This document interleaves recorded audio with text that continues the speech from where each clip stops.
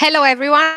My name is Mirna, and on behalf of the Mindalia TV team, we want to welcome you to Mindalia live streaming, where thousands of people around the world gather to see the lectures and interviews organized by Mindalia TV.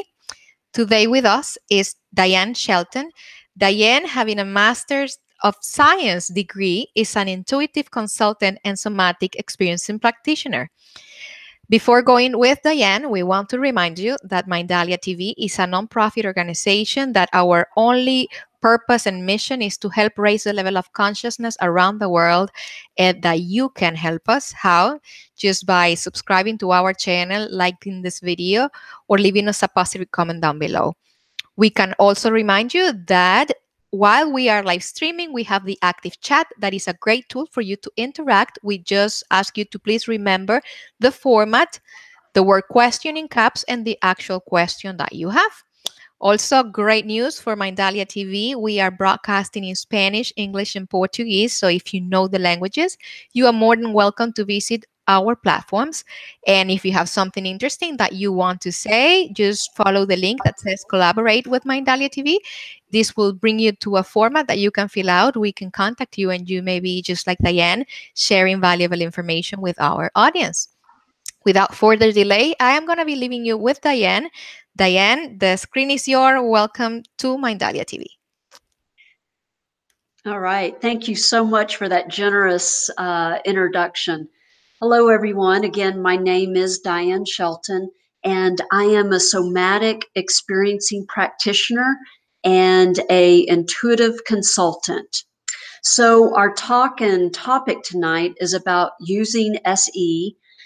What is SE? SE is somatic experiencing, and it is a very powerful life hack to heal trauma and work with your nervous system to help you heal yourself and change your body and actually in your world. Okay, so we're just going to talk a bit about the mechanics of somatic experiencing, what it is, define trauma, and then talk about how we can use it, like you, the viewers, how you can use it in everyday situations.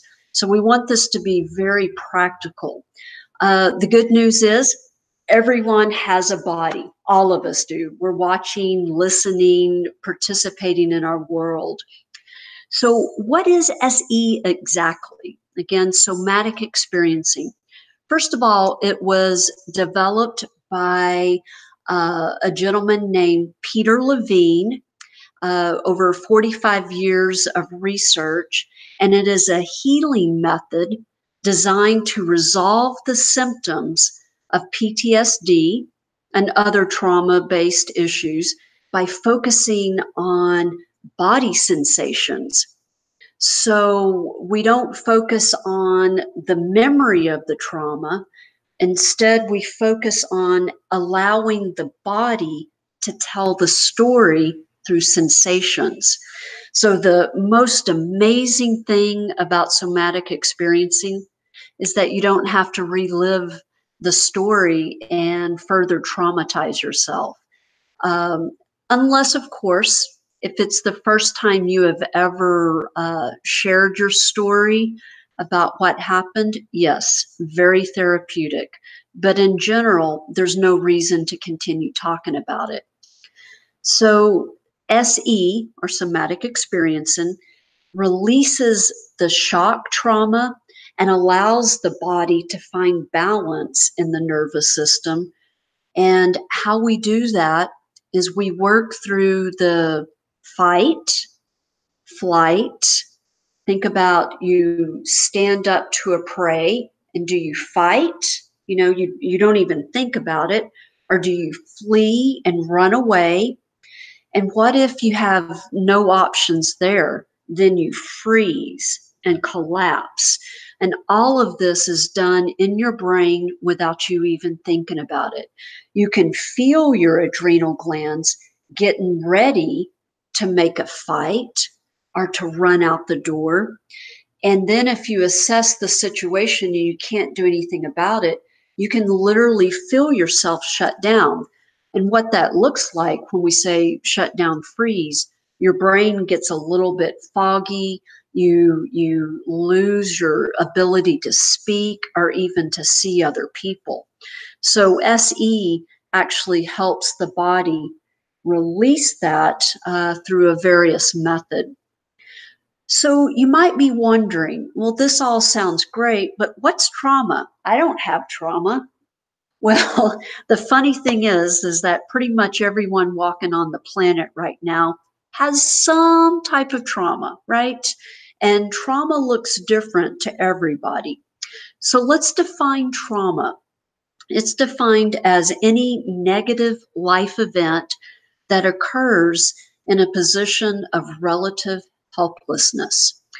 Okay, so you and I, we may be walking down the street and we both trip. And if I trip and get up, I might go into a freeze state, and you might get up and go, oh, that was no big deal. Trauma is trauma to the nervous system. What may be traumatic to one person may not be to another. So let's think about some of the traumas. Obviously, auto accidents, okay, tripping and falling is actually could be traumatic. A divorce or a breakup with a beloved, losing a job. Now we're talking about relational trauma. So there's shock trauma of an injury to the body, and then relational trauma, such as anything from, like I said, a breakup and or all the way up to such as domestic violence.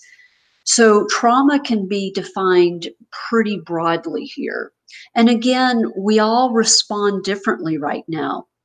An interesting thing to think about is sometimes if we had one accident or if we had a sports injury, we typically will have a repeat of that over time. It'll happen a year later or 2 years later.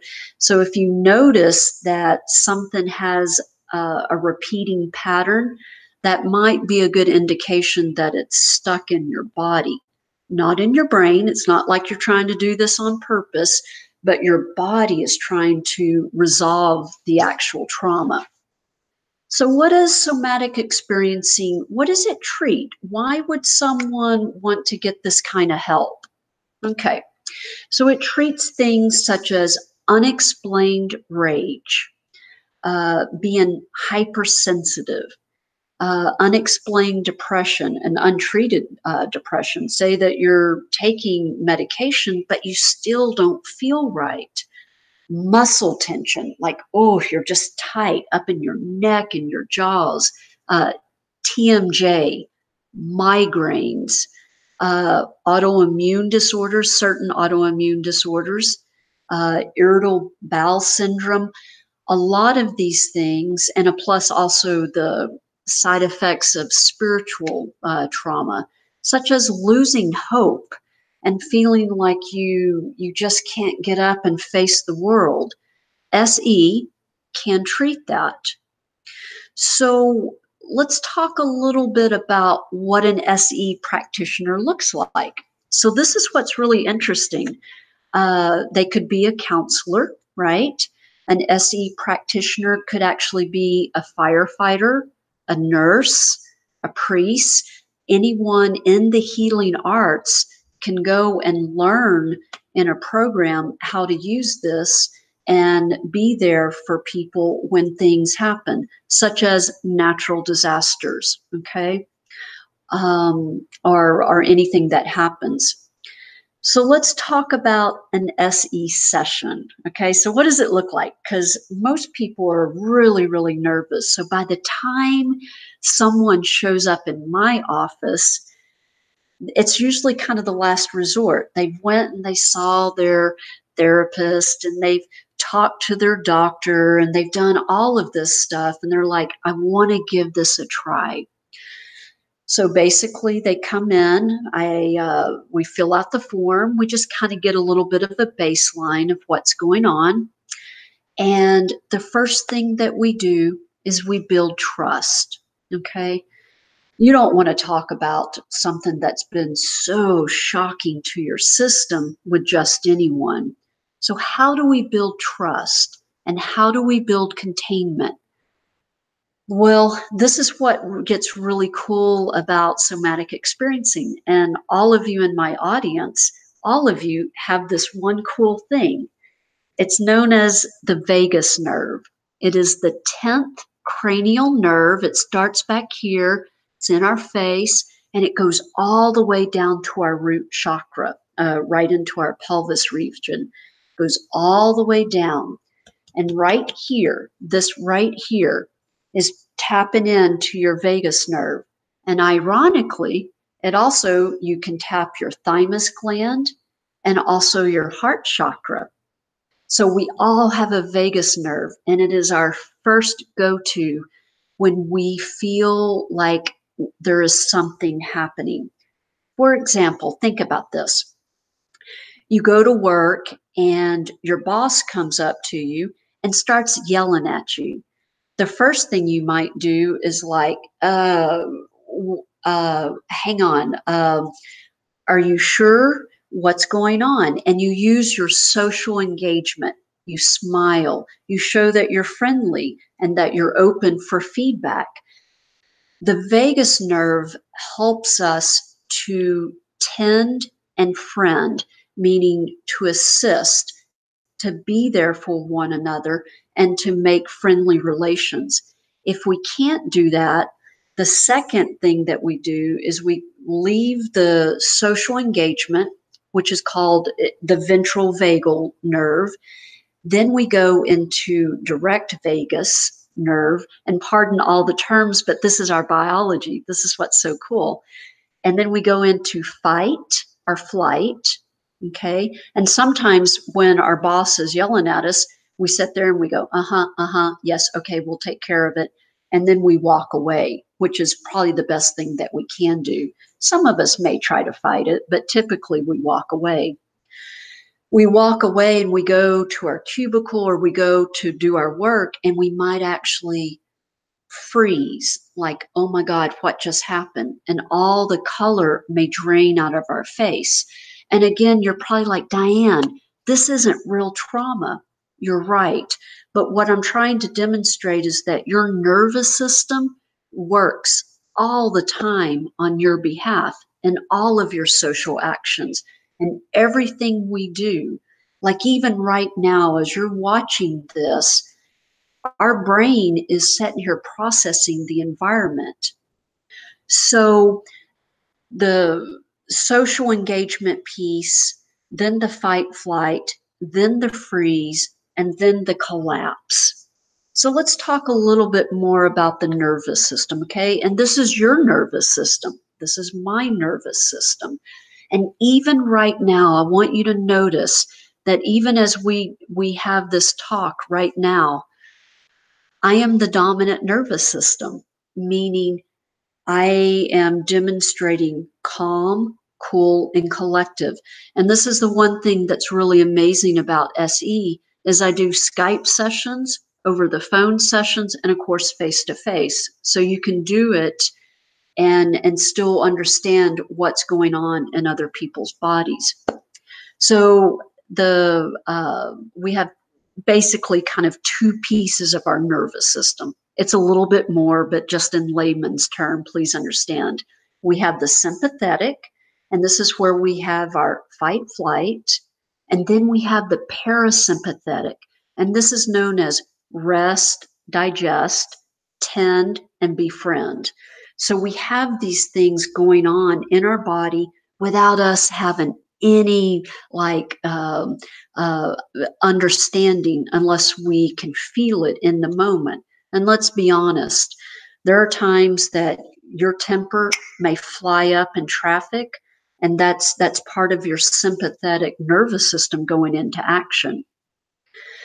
So let's talk a little bit about how you can use all of these terms in your everyday life right now. Say that you don't have an SE practitioner around. For example, you come across an auto accident, right? You're one of the first people there before a first responder. The first thing you do is make sure that you're safe, right? Make sure that you get off to the side of the road. And if you're the first one there, have someone call 911. And then if if it's okay, the Good Samaritan law protects you, go up and check. And what you want to do is if you come upon someone, you want to be calm. You want to use calm voice. And this is part of our vagus nerve. You want to make appropriate eye contact.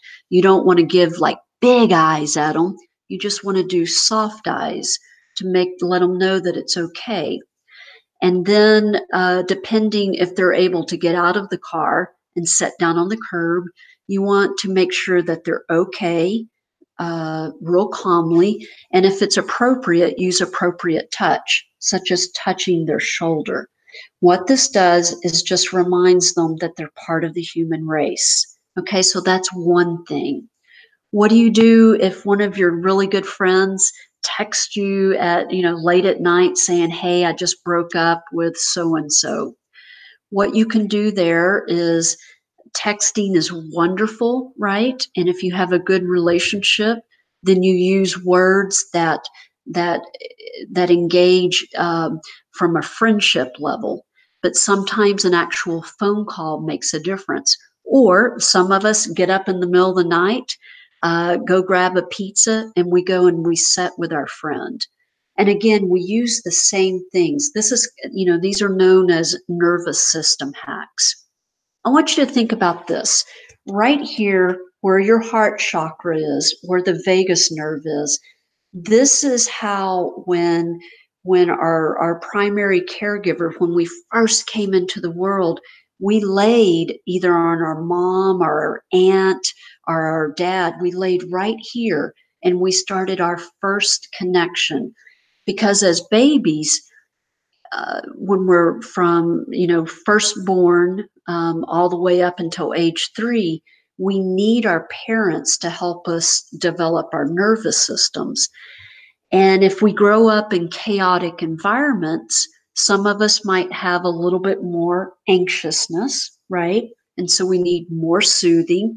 This is why you might notice that some people around you experience just a great deal of anxiety, and sometimes it just might have to do with a little bit of relational trauma or family of origin trauma, but they don't have to live with it for the rest of their lives.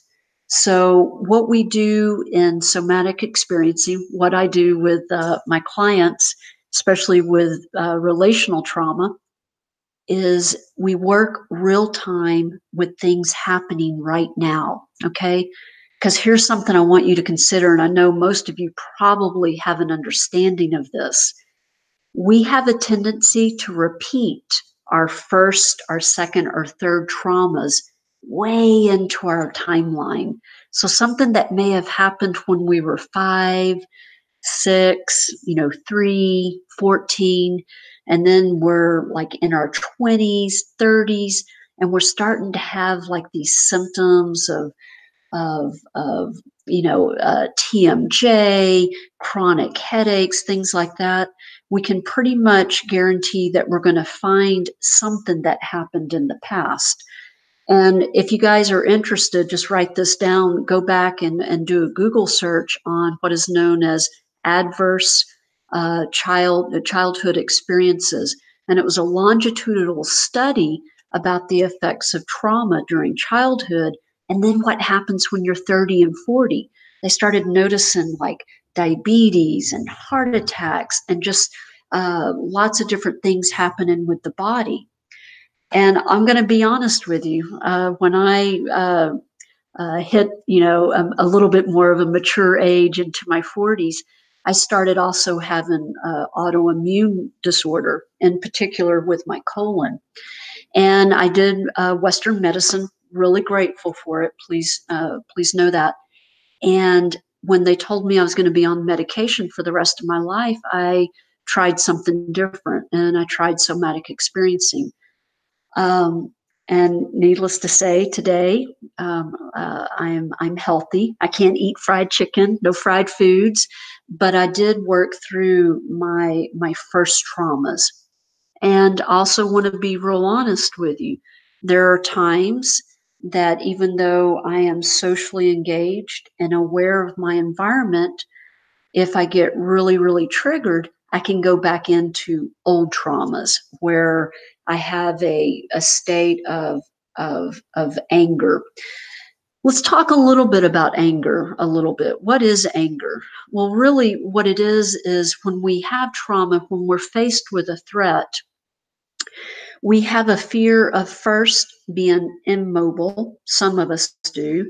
And that's that helplessness when we freeze and it feels like death, right? When nothing else can work, we just freeze. Or we have a fear of exiting the immobility stage. And what happens when we come out of immobility, we feel a natural rage, like we want to kill. What that is, that's a biological thing. It's called counterattack, that we want to fight and defend ourselves. And usually we'll do this with our limbs. So sometimes we are afraid of our own rage and afraid of our own anger because what we might do to ourselves or to others. So we turn it in, and this is where you have depression and self hatred. So, somatic experiencing through sessions can unravel this. So, the long and the short, let's think about the brain a little bit, right? So, our brain, all of us, it's amazing, our brain, right? Neural plasticity. We're making new neural connections. We all are. Like right now, we're learning something new. And so, when we work through the sensations in our body, allowing them the opportunity to let it go, right? And to notice our emotions. And then also the thoughts that we made up about our traumas, we can actually have a very corrective experience and new neural pathways, right? We just can. And eventually it does leave the body. And sometimes like the old LPs, records and everything, sometimes we accidentally get back into that groove and we have anxiety, and then we feel a lot of anger, and then we have to have boundaries. Here's a life hack, okay? When you feel that anxiety coming up and you don't know why, take a couple of breaths. Just breathe in through your nose, exhale through your mouth, do it 3 times, and try as best as you can to breathe all the way down to your stomach. Relax your stomach, your low back, and your hips. Gently push your feet into the floor. And remember, you have a body, right? Everywhere you go, you have a body. You are more than the contents of your brain, right? And the thoughts in your head. You have a heart and you have feelings. Trauma is complex. Let's make no mistake about it. And I know during this talk, I've kind of broken it down to make it like, no big deal, but it is a very big deal. But I do want to offer this thought, and I can't remember who taught me this. It was one of the SE senior faculty. I don't think that there is such a thing as post traumatic stress disorder. What I do think is that we have post traumatic stress injury, okay? And an injury can be treated, right? And it can be treated through a lot of different modalities. And I have found effective somatic experiencing, and so have my clients. But everyone has a path, right, to your healing and the healing of your nervous system. So here's a cool thing, it's your body, it's your nervous system. And there are things that you can do to help yourself with anxiety, with that feeling like you're helpless in situations. One neat thing, the last thing I want to say, and I would love to hear and open up to questions. Um, with somatic experiencing, what we do is we titrate. We don't try to do it all in one session. Slower is better because we want the body to have lasting change. And when we allow the sensations to come up, like right now, if you feel your body right now, and I'm feeling mine, I feel a little bit of an adrenaline rush, but I feel excited. And I'm noticing that I'm slowing down just a little bit more and feeling the feet on the floor. And I'm really grateful for all of y'all to be here right now. And that's just a simple thing that you can employ in your daytime when you feel yourself elevating. All right. Well, there's so much more. Again, Peter Levine in his most important book called Waking the Tiger. It is a beautiful book. Been practicing myself for about 7 years, somatic experiencing. It's a beautiful modality. I use it also with intuitive life coaching because I have that ability, that energetic ability to also see other things. Been doing that since I was young. I sometimes joke that trauma is a spiritual path because it can bring you closer to your heart. No one wants to suffer. No one wants to suffer in our bodies. But, here we are. We're in this beautiful created world. There's a lot of contrast and there's a lot of beauty.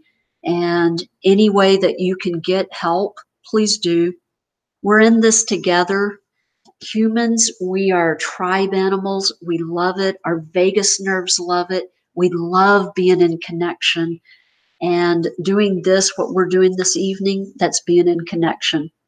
All right. I'd love to hear any questions, thoughts, opinions. Again, thank you so much for listening.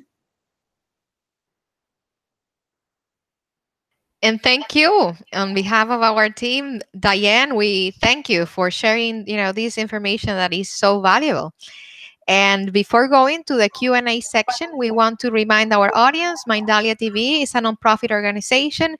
Our only mission is to share information that can help raise the level of consciousness around the world. You can help us. How? By subscribing to our channel, clicking the sign that says like this, which means I like it. You can leave us a positive comment below the video, or you can share this with someone that you know that it's going to be, receiving a benefit about the content that we're sharing today. We're going to go to the Q&A. Dianne, you are going to be hearing my voice. You won't see me, but I am right here, okay? Okay. So our first question today, it's going to be, are you talking about physical trauma or about emotional trauma? Beautiful question. Thank you so much for asking. I am talking about both. So here's what I've noticed in my practice. 90% of the trauma is relational, emotional trauma. And there are 10% where it's actual physical trauma. A funny thing is, think about this, everyone. When it comes to auto accidents, typically there was a fight going on in the car, or there was some type of discord in the family before driving away. I found that if there is physical trauma, you can always count that there's a relational component. So it's both. I'm talking both. Thank you so much for that answer, Dianne. The next question is related to this first question. It says, which one is easier to heal? Oh my goodness. Okay. Yeah. Well, yeah. Ooh, that's tough. Um, that's really tough. It really depends on the resiliency. I want to say that physical trauma is easier to heal. Emotional trauma, think about your heart. Sometimes our minds will try to go back to the past and try to uh, try to change it, and our mind will throw us back into the feelings. I want to say physical trauma is easier. The emotional is a little bit more difficult. Thank you so much. Next question. How did you become a somatic experiencing practitioner? This is so much fun. Oh my gosh.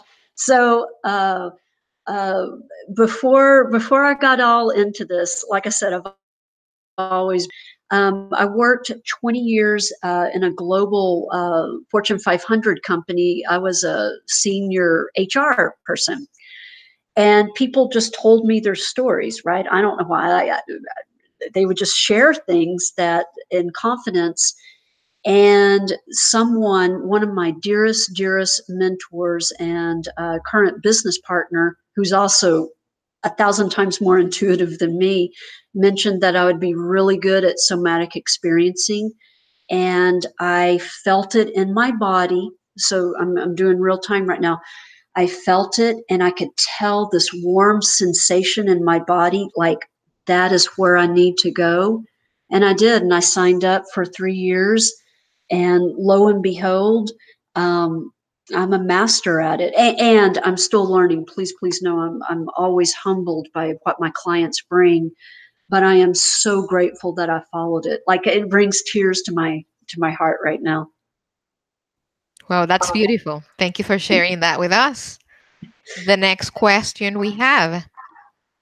Can we have trauma that we are not even aware of its existence? Yes, and so we don't want to go looking for trouble. Okay, that's my first thing. But yes, sometimes. And this is such a beautiful topic because there's wonderful research about it. But for example, when we're inside our mother's womb, there could have been domestic violence, and there's quite a bit of that. Uh, a baby in the womb can't get away from that, but you don't remember it, right? You've heard stories about how your mom, had to go, run away or go do something, but you don't remember it. But it's like a shadow within a shadow. It's called pre-verbal trauma, and usually I can spot it, or a good SE practitioner can spot it, because it feels elusive, right? And there's some signs about it. But here's something I want to caution everyone with is that um, don't go looking for it. If you feel it, get help, right? But don't try to look for it, because you can get into a little bit of a deep end. And then remember, be with your human tribe, tend and friend, okay? Thank you so much. The next question. I had a very traumatic delivery when having my child. Can that be healed? Have you seen cases like that? Can you give an advice about it? Yes. So, just from a high level perspective, both the mom and the child, they're using SE. You can heal from it. The child, it'll be a little bit easier. And usually, when there is a traumatic birth, just making sure it's to do the repair work, like making sure that the baby or the child, depending on how old it is there might be a few things that you're noticing with the child right now. And a good SE practitioner would be helpful. And also, as a parent, trying to be the dominant nervous system, which is hard. I'm a parent as well. And in those moments, really being with your child. It really depends on the age as well, but it has lasting effects. I also want to mention something close to this subject, because this is something that I feel like it's coming through. We also have there's a research right now on trauma being passed down through generations. So if your parents or grandparents survived war, and there's a lot all around the country, being in prison camps, uh, being in explosions, it actually gets passed down in our genetics. But here's the thing to remember: when we get a little bit older, those genetics can get turned on, and they can also be suppressed. Our human body, we're finding out so much stuff. My belief is, and this is, I don't know how everybody else feels. I don't feel that we're broken. I feel that we can always have greater resiliency. So, to going back to the question, yes, everything can be healed. Thank you. You're Next welcome. question. Can we really activate our own healing mechanisms? Yes, of course, and right. Yes, of course. And all of us have been doing this anyway. Think about it. When we go for a run or a slow walk, or we hold hands with someone, or we journal, all of us are moving towards resiliency. Many of you are already taking care of yourself.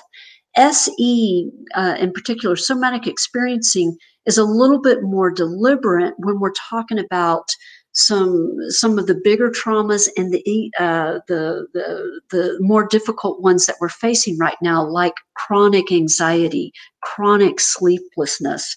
So there are things that I do that help my clients. I'm always transparent so that you can do things at home, like simple things. Like right now, I can notice my front door and notice that there's a sense of safety. If all of you can orient, and this is what all of us do, humans, look around slowly to our environment with soft eyes and realize that we're safe right now, right? We're safe, and we take a breath. So yeah, these little mechanisms, these little tricks help. And guess what? If you're in a heightened state, you can't go meditate. It doesn't work, right? So you do distractions. You lay down, or you do something simple, such as washing your hands with cold water and putting cold water on the back of your neck. You do other little tricks. Does that help? Yes. And the next question, it's funny. Why isn't this taught in conventional education? Right. Okay. So we are making steps every day to understand this. A lot of people think it's still a little bit woo woo, or a little bit out there, but neuroscience is catching up with this in a huge way. We are still kind of in the dark ages right now about trauma. Right now, our culture is a bit punitive about it. We have judgments right now about our mental health, and one of the things that I do personally as a practitioner, I always bring it back to the body. Because, like, if you get a fever or if you get sick, no one shames you for it. But yet, if you have anxiety or depression, some people have judgments. But what I do is just like, you can feel the anxiety in your body. You can feel how it feels to be tired all the time. And there's no shame in that. And this is a slow change that we're doing. And the good news is, with all of you watching, we're changing as it happens right now. And eventually, Western medicine, Western people will catch up, but it takes time. We're the revolution, right? Yes, little by little. With this last question, we're going to be closing our Q&A section. It says, with time, have you developed intuitiveness? Like, can you see when someone is hurting? Um, yes. So, we treat what we know, right? And so I was blessed with a life of a lot of chaos. Okay, that's a polite way of putting it. And since I was young, since I was maybe two and a half, I remember my spiritual awakening, and I remember my intuitive abilities coming online, and I was nervous about it. I tried to run away from it. And I think it was maybe 15 years ago. I really embraced it as I embraced my body and as I got more comfortable. And I want to say about our intuitiveness, all of us have it, but we have to be really firmly rooted in our bodies and clear our minds and know our hearts. And the more that I was able to be with myself and all of my emotions, like all of it as a spiritual, fully adult with all of my emotions, I noticed that my intuitiveness went off the charts. Um, and then when I am with clients, I can tell. And when I'm just walking around like you guys and going eating tacos and things like that, I can feel it. And I also do privacy where I'm not intrusive. Sometimes I give people my business card, and I know that's rude. So yes, to answer your question, that's a long-winded way. But I also try to be ethical and respectful because not everybody is ready for healing, right? It's a choice, and we have to let people ask for it. And I know you didn't ask that, but it's a long-winded way of saying yes. Thank you so much, Dianne. On behalf of our team, Mindalia TV team, we want to thank you for sharing with us your time and your knowledge. And on behalf of our audience, of course, thank you for this valuable information that you share with us. Where can our audience find you? Okay, you can find me in the spirit world. No, teasing. You can find me at www.theonecenteраustin.com. Beautiful place.